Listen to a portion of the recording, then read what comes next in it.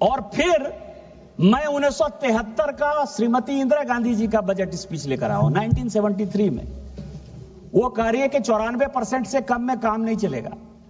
और फिर मैं बीपी सिंह साहब का बजट स्पीच लेकर आया हूं राजीव गांधी जी के समय 86 में 62.7%। आपने क्या किया गरीबों के साथ, मिडिल क्लास के साथ? बताओ। हम क्या कर रहे हैं? हमने 13 लाख रुपया जो सैलरीड क्लास का है उसको हमने कहा कि आपको 1 रुपया टैक्स नहीं देना पड़ेगा। और यदि एक परिवार में 4 लोग हैं, 4 लोग कमाते हैं, यदि हस्बैंड है, वाइफ है, उसके बच्चे हैं, तो लगभग आप समझिए कि 50 लाख से ऊपर किसी को टैक्स नहीं लगेगा। और कौन ऐसा परिवार है इस देश में? कुछ लोगों को छोड़ दीजिए 2%, 3% को, जिसके यहां की 50 लाख से ज्यादा इनकम है। आप क्या बात करेंगे? दूसरा मैं लेकर आया हूं कॉर्पोरेट। अभी बहुत बड़ी बात कही कॉर्पोरेट। इस देश को जानने वाली बात है कुछ चीजें। 1966 में रिलायंस, हमारे सरकार को बहुत कहा जाता है कि अडानी की सरकार है, अंबानी की सरकार है। जब अपोजिशन में, जब कांग्रेस इधर थी, जब कांग्रेस थी तो हम भी कहते थे कि ये टाटा की सरकार है, बिरला की सरकार है। इस देश में जानने वाली बात है कि 1966 में रिलायंस इंडस्ट्री आई 66 में, और 98 तक मैं ऑन रिकॉर्ड ये बात कर रहा हूं मिस्टर कार्ति चिदंबरम, 98 तक रिलायंस इंडस्ट्री 1 रुपया टैक्स नहीं देती थी इस देश में। ऑन रिकॉर्ड कर रहा हूं मैं। 87 में उनको परेशान करने के लिए माननीय Rajiv Gandhi ji minimum alternative tax mat लगाया 1987 में, और 88 में उसका इंप्लीमेंटेशन रोक दिया। 88 में बेनामी ट्रांजैक्शन एक्ट लाया राजीव गांधी जी ने। 88 में, इस देश को जानने वाली बात है, बेनामी ट्रांजैक्शन एक्ट, बेनामी प्रॉपर्टी को रोकने के लिए उसका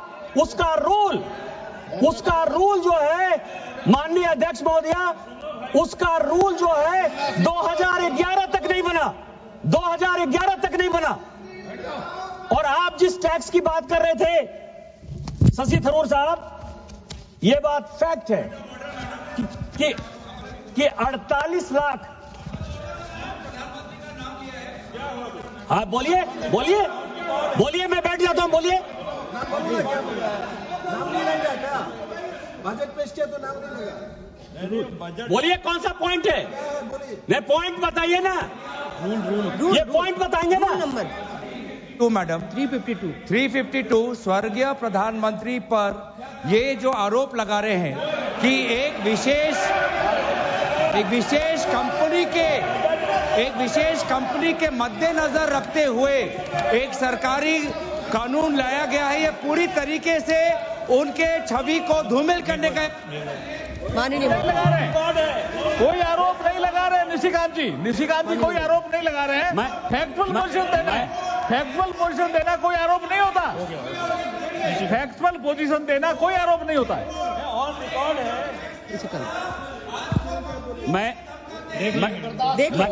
प्लीज माननीय सदस्य, अगर ऐसा कुछ होगा तो मैंने सभापति महोदया,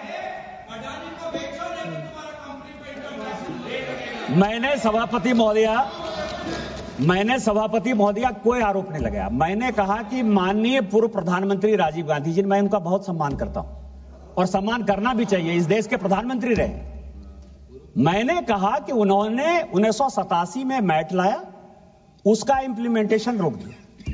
मैंने यह कहा कि 88 में वो बेनामी ट्रांजैक्शन एक्ट लेके आए, और जो कोई भी यहां कानून बनता है उसका एग्जीक्यूटिव ऑर्डर निकलता है, रूल्स निकलता है। 2011 तक ये रूल्स नहीं बना। मैंने तो केवल इतनी बात कही कि जब आप कोई एक्ट बनाते हो तो उसका रूल बनाओगे ना, उसको इंप्लीमेंट करोगे ना। उन्होंने 48 लाख करोड़ की बात की है मैडम। ये जो टैक्स है ये केवल दुनिया को दिखाने के लिए आप टैक्स पे रेट करते हो, और किसी के ऊपर, मैं आपको बताऊं कि उसमें से 48 लाख करोड़ का जो टैक्स बाकी, उसमें 43 लाख करोड़ रुपया जो नोशनल है, जो आपने कहा कि यदि आ जाता तो फिस्कल डेफिसिट कम हो जाता। मिस्टर थरूर, मैं आपको बताऊं, उसमें एक जो बिल है लगभग 1,10,000 करोड़ का हसन अली का। हसन अली कौन था? काशीनाथ टपोरिया कौन है? कौन था? एक घोड़ा का व्यापार करने वाला आदमी जिसने कि 2007 तक कोई इनकम टैक्स नहीं दिया। साथ में आप उसके यहां रेड करते हो पूना का, और उसके ऊपर जो है चार्ज लगाते हो, और वो टैक्स आप कहते हो कि कभी 74 लाख करोड़ रुपया देना है, कभी कहते हो कि नहीं 1,10,000 करोड़ रुपया देना है। इस तरह से ये जितने टैक्स हैं वो 80 के पहले के हैं। और मैं आपको बताऊं कि उसमें एक टैक्स जो है, अब मैं आपको एक पढ़ के बताता हूं, मैं नहीं बोलना चाहता था, अब आप पढ़ो सुनो। उसमें से एक टैक्स जो है बिन चड्ढा का भी है, बोफोर्स का है। मैं आपको पढ़ देता हूं, ये क्वेश्चन है।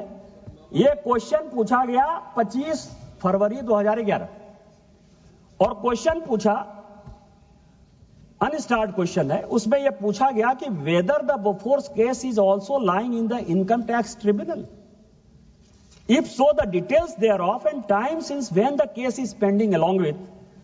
और उसके बाद पूछा गया कि whether the Central Bureau of Investigation has not taken this case seriously.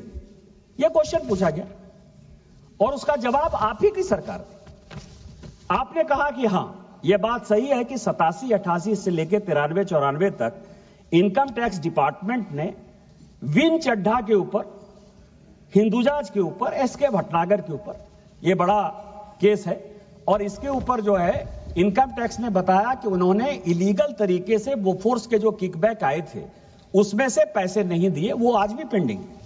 और दूसरा, आपने उसी के आगे कहा कि हम सब कुछ जानते हैं कि इसमें बोफोर्स के पैसे आए, बिन चड्ढा को पैसे गए। बिन चड्ढा का आपका उत्तर है, इसीलिए मैं इसको, कार्ति जी मैं आप बताएं तो मैं इसको प्लेस ही कर दूंगा क्योंकि वो ऑन रिकॉर्ड है। लेकिन वो आप कह रहे हैं कि इसके बावजूद भी जितने एक्यूज थे बोफोर्स के, इंक्लूडिंग कोत्रोची, हमने सबको क्लीन चिट देके बाहर कर दिया सीबीआई में। ये आपका जवाब है। आप हमारे ऊपर चार्ज लगा रहे हो कि 48 लाख करोड़ रुपया कहां गया, 43 लाख करोड़ रुपया कहां गया। और इसी तरह के नोशनल टैक्स लगाकर या नोशनल बातें बताकर आप मुझे परेशान करना चाहते हो, इस सरकार को परेशान करना चाहते हो, सरकार के नीतियों को परेशान करना चाहते हो, और इस देश को जो कि हम वर्ल्ड की नंबर 3 इकोनॉमी बनाना चाहते हैं उसके लिए जो है आप परेशान कर रहे हैं। बर्दाश्त करो, बर्दाश्त करो, बर्दाश्त करो। जी जी, ये भर्तरी माता साहब कुछ बोल रहे। इन चढ़ा के प्रॉपर्टी को नीलाम करके पैसा ट्रेजरी को लाया, इसके आगे भी कहानी है, बताइए।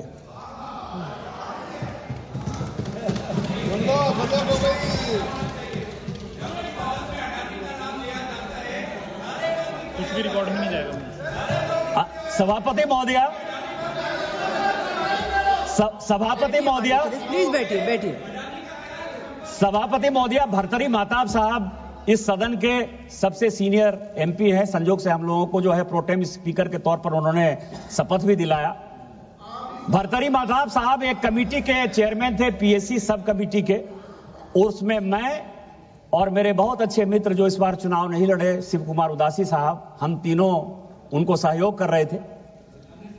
और ये बातें जब हमने कही तो हमने सीबीआई और इनकम टैक्स दोनों को चेयरमैन के नाते जो है मिस्टर महताब ने बुलाया, और मिस्टर महताब ने ये इंसिस्ट किया पब्लिक अकाउंट्स कमेटी के सब कमेटी के चेयरमैन के तौर पर कि बोफोर्स का ये केस है, जब ये प्रूफ कर दिया है इनकम टैक्स ने कि किकबैक लिए गए हैं और बिन चड्ढा ने उस किकबैक से प्रॉपर्टी खरीदी है, तो जो उसके वारिस बचे हुए हैं, बिन चड्ढा की डेथ हो गई थी, उसके जो वारिस बचे हैं उसको आप नीलाम करिए और पैसे लाइए। और इसके लिए मुझे लगता है कि भर्तरी महताब साहब की कमेटी को धन्यवाद देना चाहिए इस देश को कि हमने उस पैसे को जो है ट्रेजरी में जमा करवाया। अब मैं आऊंगा सभापति महोदया, ये सीएजी की कुछ रिपोर्ट लेकर मैं आया हूं। इस देश में बहुत बातें चलती हैं कि कॉरपोरेट को हम मदद करते हैं, आम लोगों को मदद नहीं करते हैं। एक रिपोर्ट जो है ये रिसिप्ट ऑफ बजट 13-14 जिस साल की हम लोग सरकार से आए, ये भारत सरकार का रिपोर्ट है। भारत सरकार जो क्या होता था कि जब मैं पहली बार एमपी बनकर आया, यहां तो हमसे बहुत सीनियर लोग हैं, एक चैप्टर जो है, एक बुक हम लोगों को मिलता था रेवेन्यू फॉरगॉन का। कॉर्पोरेट को कैसे फायदा पहुंचाया जाता था ये मैं आपको बताऊं। और ये सीएजी की रिपोर्ट जो मैं कह रहा हूं, ये सीएजी की रिपोर्ट जो लेके आया हूं मैं, वो ये दिखा रहा है कि इस देश में कॉर्पोरेट टैक्स लगभग 33%, जो 2004 से लेकर 14 तक यूपीए चलाती रही, 4 से 14 तक 33%। सेस की बात की अभी मिस्टर थरूर ने, तो सेस को यदि मान लेंगे तो टोटल वो टैक्स बढ़ता था 38.9 के आसपास। सीएजी कह रहा है कि 10 साल में किसी भी कॉर्पोरेट ने उसने 400, इस देश के 400, ये 13-14 की रिपोर्ट है, 400 बड़े इंडस्ट्रियल हाउस का जो है नाम दिया, उसका जो टैक्स था वो केवल 22.3% था। 22% से ज्यादा कॉर्पोरेट ने कभी इस देश में टैक्स ही नहीं दिया 2014 तक। हमने क्या टैक्स दिया? हमसे आपने कभी 40% वसूला, कभी 30% वसूला, कभी 25% वसूला। 3 लाख 4 लाख के बाद जो है, जो गरीब आदमी है वो भी टैक्स देना शुरू कर दिया। कभी अपने गिरेबा में झांके हैं। और ये आपका रिसिप्ट है, रेवेन्यू फॉरगॉन का एक पेपर आता था, हम सभी ने इसको पढ़ा। जब बजट पेपर तो उस वक्त आता था, अब तो डिजिटल कर दिया है ओम बिरला साहब ने। उसने ये कहा अंतिम में 13-14 में जब ये लोग जा रहे थे, 5 लाख करोड़ रेवेन्यू फॉरगॉन सारे बिजनेसमैन को किया।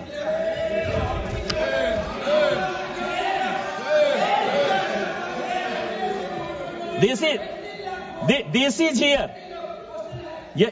हियर। ये मैं 13-14 का जो है पूरा वो रेवेन्यू फॉरगॉन का ये रिपोर्ट लेकर आया हूं।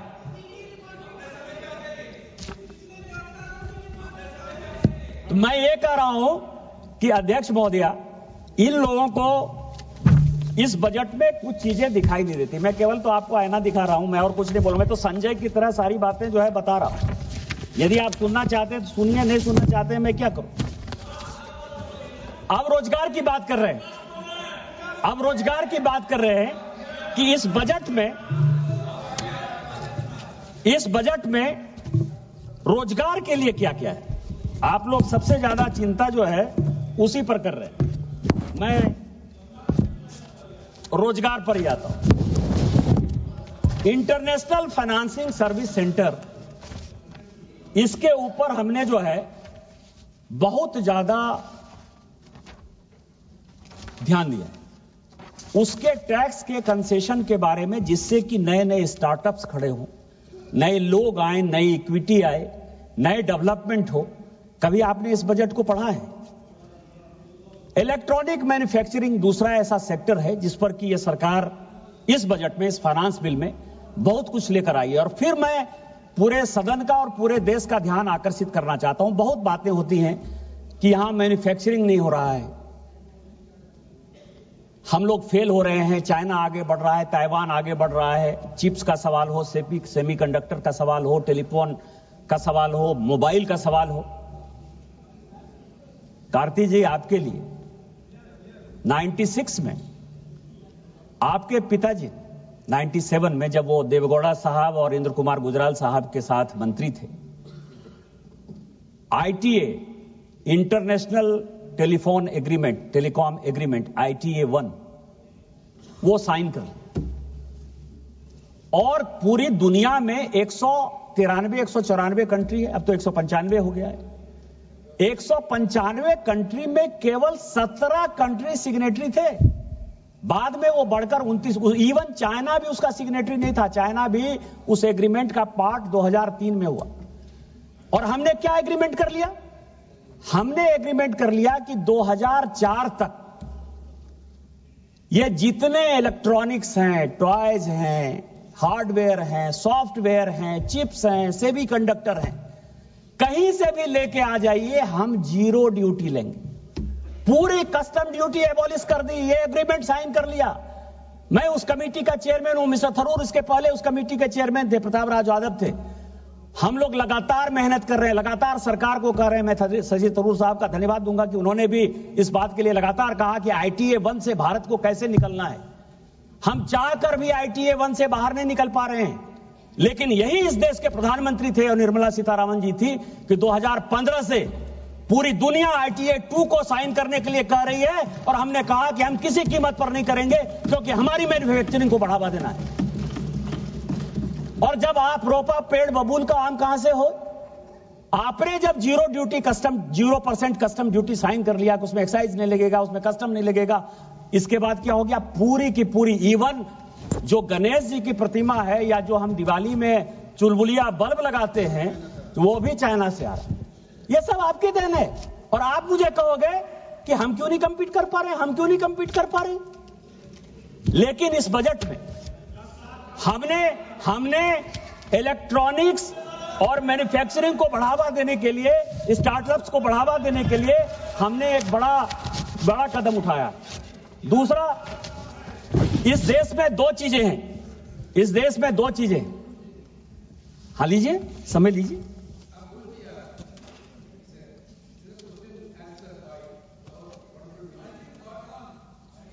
Madam Mike. Madam, in this house, about the return of the corporate loan, including the corporate loan, 18 lakhs crores loan has been written off by this government. I will build a split up. That is the, you are talking about the UPA period. 18 lakh crores. Then the question, then specifically member asked the question whether how much the corporate loan was being written off. Then there is no data within us. The reply from the minister. What a shame is that, madam. I will show the reply. सभापति महोदया, कहीं का ईंट कहीं का रोड़ा, भानुमति ने कुनमा जोड़ा। हमने रेवेन्यू फॉरगॉन की बात की और वो NPA की बात कर रहे हैं। ये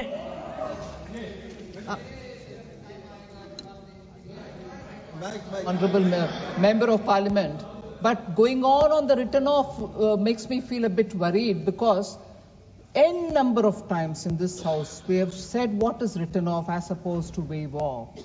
Written off is not as if it's a giveaway. We are following up with cases. 1 minute. I've heard you. You should hear me. Madam, I think you should listen. KC Venugopal ji, you're a senior member. I heard you. And I'm trying to say I'll answer, but I'll also want to explain it much before my turn comes to answer. Kindly hear. Just patiently hear. So, madam, waive off and written off is something which is going to continue forever in this house, despite any number of answers. But I will certainly answer all over again. First of all, when responding in the name of waive off and written off, when Honorable Member Nishikant Dubey is talking about revenue foregone related matter, they are not counterpoints. That's one thing. This is another. On this, I will certainly give my answer. Nishikant जी, यहाँ tax की बात हो रही है, banking की बात नहीं हो रही है। मैं फाइनेंस बिल पर बात कर रहा हूं। और इस देश के बड़े सीनियर नेता हैं वेणुगोपाल साहब, मैं बहुत आदर करता हूं, हमारे पब्लिक अकाउंट्स कमेटी के भी चेयरमैन हैं। रिटर्न ऑफ, बैंक का रिटर्न ऑफ और रेवेन्यू फॉरगॉन, ये दोनों बड़े डिफरेंस है। इसके बारे में डिफरेंस, और उसके बारे में जब वो जवाब देंगी तो जवाब देंगी। लेकिन मैं इतना कह सकता हूं कि कई एक चीजें उसमें फोनो बैंकिंग की है, फोन पर जो बैंकिंग होती थी वो माननीय मोदी जी ने 2014 में रोक दिया है, उसके कारण ये हुआ है। लेकिन मैं आप वो बताएंगी, जवाब देंगे। दो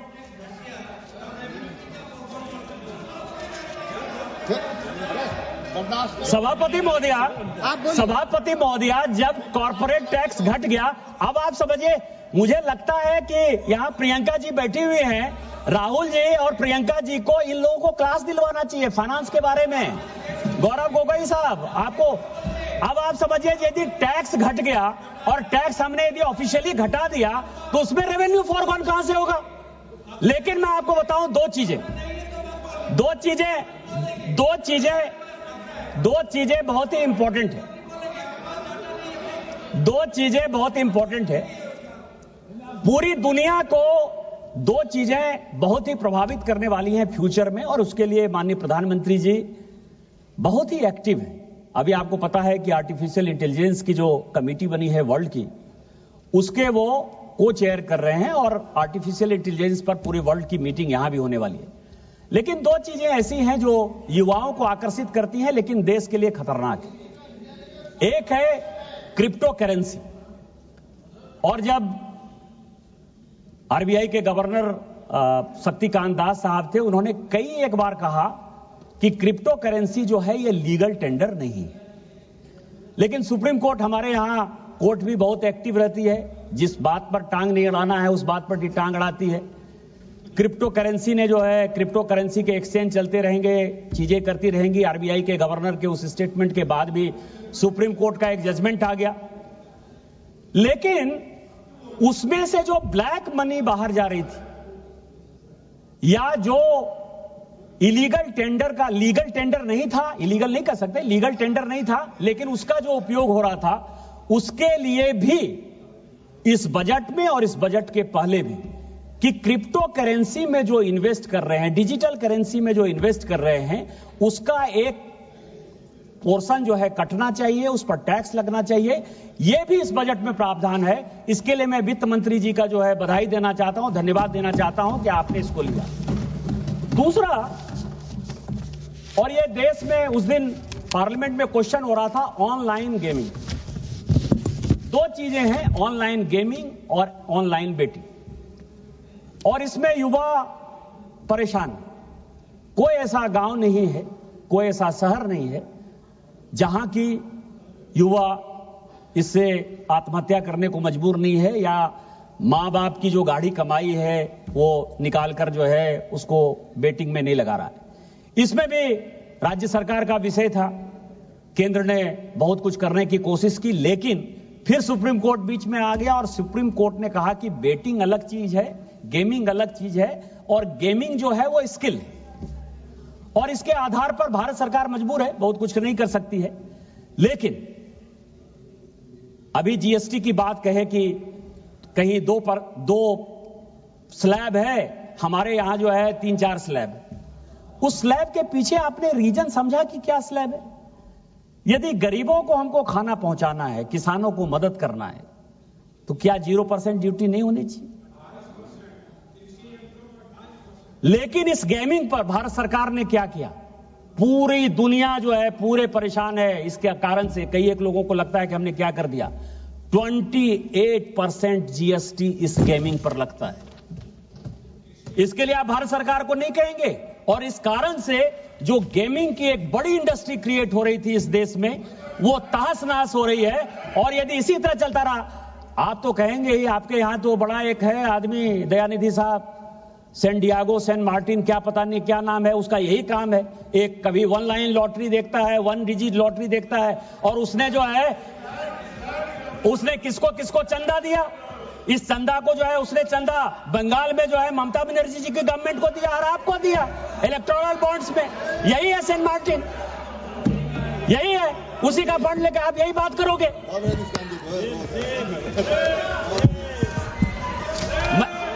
मुझे इलेक्टोरल बॉन्ड्स जो है,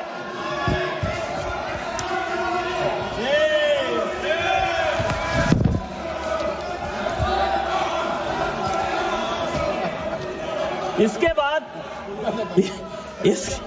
सभापति महोदया, इसके बाद मैं आपको बताऊं कि मैं फिर ये पूरे बजट का सब स्पीच जब पढ़ रहा था, तो मैंने देखा कि जब से ये भारत स्वतंत्र हुआ, मार्केट में यदि किसी के साथ उसका सबसे अच्छा व्यापार या सबसे ज्यादा उसने बिजनेस किया, तो अमेरिका के साथ किया। और शुरू से, मतलब 50 का बजट स्पीच देखिए, 52 का बजट स्पीच देखिए, 54 का देखिए, 64 का देखिए, 73 का देखिए। आज जो स्थिति है कि लग रहा है कि ट्रंप एडमिनिस्ट्रेशन आने के बाद हमारा जो है व्यापार कैसे हो, और हम अपने टैरिफ को एडजस्ट कैसे करेंगे। और यही कारण है कि इस बजट में हमने यूरोपियन यूनियन के साथ, यूके के साथ, नए मार्केट्स के साथ, यूएस के साथ, किस तरह के चाइना के साथ यदि व्यापार कम करना हो, बंद करना हो, वो भी भारत सरकार को करना चाहिए, मेरा व्यक्तिगत सुझाव है। ठीक है ना? और उसके लिए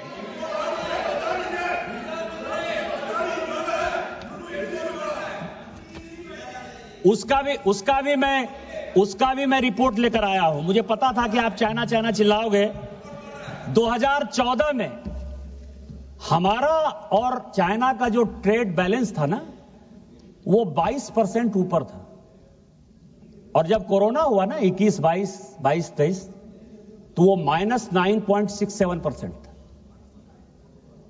चिल्लाने से कुछ नहीं होता है गौरव जी, समझने से होता है, समझदारी से होता है, जानकारी से होता है। हम मजदूरी करते हैं, पढ़ते लिखते हैं।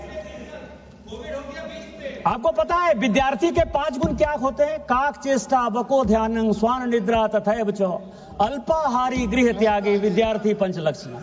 जब ये 5 चीज आप में होगा ना तो आप सीखोगे। यदि 5 चीज नहीं होगा, कौवे की तरह चेष्टा होनी चाहिए, काक चेष्टा, बको ध्यानम, बगुला की तरह ध्यान होना चाहिए, स्वान निद्रा, कुत्ते की तरह जो है नींद होनी चाहिए, अल्पाहारी, कम खाना चाहिए, और गृह त्यागी, घर छोड़ के, मतलब पूरा दिन रात जो है बिजनेस, मतलब अपने क्षेत्र के जनता के बीच में लगोगे तो उसके बाद समझ पाओगे। यदि ये 5 गुण नहीं होगा तो नहीं सीख पाओगे आप।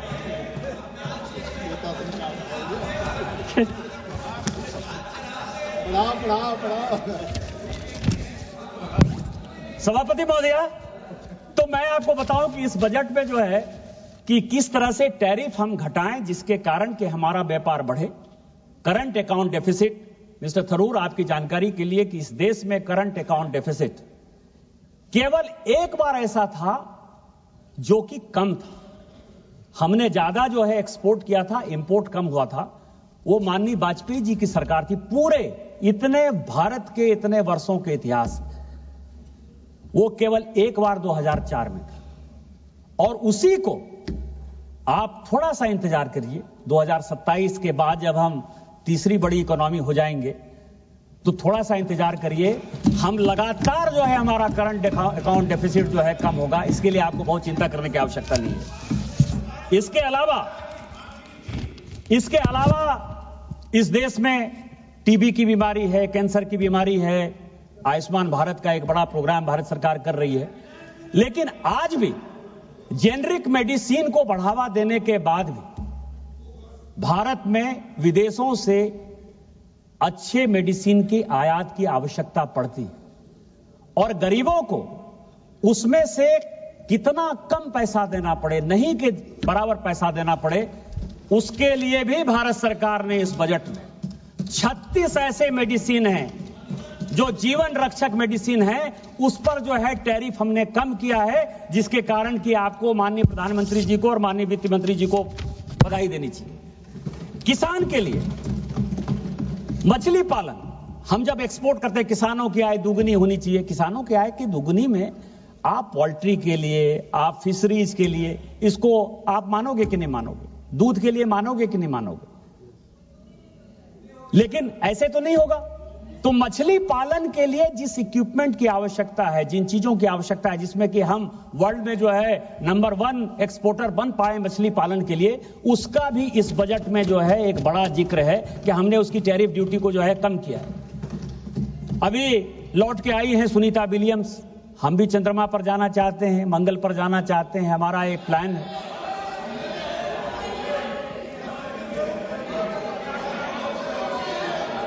अभी चंद्रमा पर नहीं गए क्या? आप फिर देखिए। अरे इस देश के वैज्ञानिक के लिए तो कम से कम हल्ला गुल्ला नहीं करो। हम मनुष्य को लेकर चंद्रमा पर जाना चाहते हैं, मंगल पर जाना चाहते हैं। उसके लिए स्पेस सेक्टर को बढ़ावा देने के लिए इस बजट में हमने जो है टैरिफ को घटाया है। इतना भी नहीं सुनना चाहते हो? बांग्लादेश में आज का ही न्यूज है कि 140 इंडस्ट्री उसकी टेक्सटाइल में जो है बंद हो गई। हमारे पास मौका है। बांग्लादेश के जो हालात हैं, पूरे यूरोप के जो हालात हैं, लेबर के जो फोर्सेस हैं, हमारे जो स्किल्ड लेबर हैं, बुनकर हैं, जो हमारा काम करते हैं, चाहे हमारे गोड्डा का सिल्क हो, चाहे भागलपुर का सिल्क हो, चाहे बनारस का सिल्क हो, चाहे चंदेरी की साड़ी हो, चाहे कश्मीर का हो, वो सब जो है चंदेरी मध्य प्रदेश में है। उन सबों के लिए हमने जो है इस तरह का स्ट्रीमलाइन किया है टैरिफ को, जिसके कारण कि ये हैंडलूम सेक्टर बढ़े, बुनकर बढ़े। और बुनकर में आप लोग को मुसलमानों का भी वोट नहीं चाहिए, ज्यादातर तो बुनकर मुसलमान ही है, काहे चिल्लाते हो भाई? सबका साथ, सबका विकास, सबका विश्वास, सबका प्रयास, इसमें माननीय मोदी जी चल रहे हैं और हम सब ये काम कर रहे हैं, तो ये भी समझने को तैयार नहीं हो आप। इसके बाद जीएसटी में, बस 4-5 मिनट में मैं खत्म करूंगा। जीएसटी में अभी कहा गया कि जीएसटी रैशनल होना चाहिए। मुझे लगा, शशि थरूर साहब का सम्मान करता हूं, बहुत पढ़ते लिखते हैं, लेकिन मुझे लगता है कि शायद नई किताब लिख रहे होंगे तो फाइनेंस बिल थोड़ा कम पढ़ पाए। इसमें मैं आपको बताऊं कि पूरे फाइनेंस बिल में amendment in section 2 of CGC act 2017, इसमें हमने क्या रैशनल करने के लिए किया है। दूसरा अमेंडमेंट हमने किया है सेक्शन 12 और 13 में हमने अमेंडमेंट किया है। Amendment in section 17 of GST act 2017, चूंकि बहुत बड़ा अमेंडमेंट है, इसलिए मुझे लगा कि पूरे हाउस को बता दूं, क्योंकि जीएसटी पर सभी लोग चर्चा करते हुए इसकी बात करेंगे। सेक्शन 20 में हमने अमेंड किया है, सेक्शन 34 में हमने अमेंड किया है, सेक्शन 38 में हमने अमेंड किया है, सेक्शन 39 में हमने अमेंड किया है, सेक्शन 107, 112 में हमने किया है, सेक्शन 122 में किया है, सेक्शन 148 में किया है, सेक्शन शेड्यूल 3 में किया है। इतने अमेंडमेंट करने के बाद भी यदि आपको लगता है कि हम लोगों ने इस पर काम नहीं किया, तो मैं आपको क्या कर सकता हूं?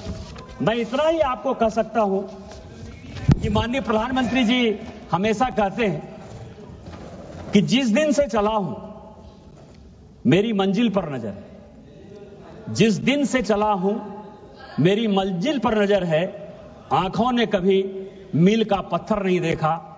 इस नए ऐतिहासिक फाइनेंस बिल के लिए मैं इस देश के प्रधानमंत्री माननीय वित्त मंत्री का शुक्रगुजार हूं कि उन्होंने मध्यम वर्ग के लिए, गांव के लिए, गरीब के लिए, किसान के लिए, सबके लिए एक बड़ा प्रयास किया है। और हम 2027 तक इस दुनिया की तीसरी इकोनॉमी और 2034 से लेकर 40 के बीच में नंबर 2 और नंबर 1 की इकोनॉमी बनेंगे।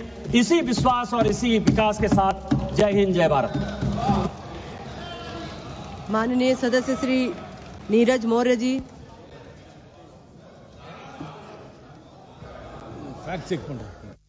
धन्यवाद सभापति महोदया, बहुत बहुत धन्यवाद।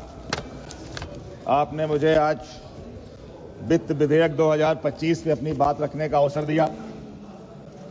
मैं धन्यवाद करना चाहता हूं अपने राष्ट्रीय अध्यक्ष माननीय अखिलेश जी का, जिन्होंने मुझे ये अवसर दिया, और मैं आभार प्रकट करता हूं आंवला की महान जनता का, जिसने हमको यहां भेजा।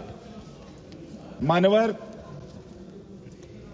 जब से ये भाजपा की सरकार आई है, लगातार एक नारे पे बहुत जोर दिया जा रहा है, सबका साथ सबका विकास।